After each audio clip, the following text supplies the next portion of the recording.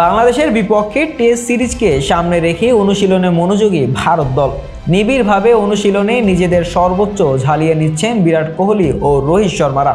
এমন সময়েই ভারতকে অস্ট্রেলিয়ার তারকা নাথান লায়ন ভবিষ্যৎবাণী করলেন, ভারত হোয়াইট ওয়াশ হবে। তবে সেটা বাংলাদেশের বিপক্ষে নয়, আসন্ন অস্ট্রেলিয়া সিরিজে। চলতি বছরের নভেম্বরে শুরু হবে বর্ডার গাভাস্কার ট্রফি। আসন্ন এই সিরিজে 5টি টেস্ট খেলবে ভারত।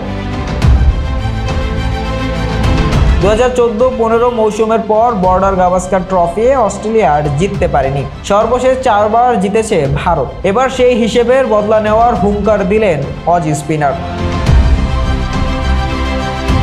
এক সাক্ষাৎকারে লায়ন বলেন, 10 বছর আগে আমরা সর্বশেষ বর্ডার গাভাস্কার ট্রফি জিতেছিলাম। ইংল্যান্ডের বিপক্ষে ভারত যখন খেলেছে তখন থেকেই ওদের ওপর নজর রাখছি।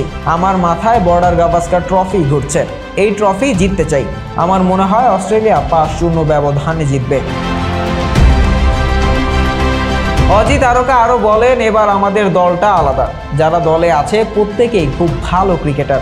আমরা বিশ্বসেরা দল হওয়ার পথে এগোতে চাই। এখনো আমরা হতে পারিনি। ভারতকে হারালে অনেক আত্মবিশ্বাস পাবো।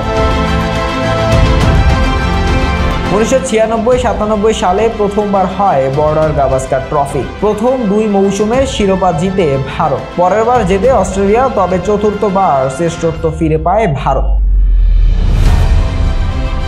2014-15 অস্ট্রেলিয়ার সর্বশেষ শিরোপা জেতার পর 2016, 17, 18, 19, 21, 21 ও 2022-23 মৌসুমে সর্বশেষ টানা 4 সিরিজেই জিতেছে ভারত। শাহরিয়ার আহমেদ জয়, ডেস্ক রিপোর্ট, আইকন স্পোর্টস।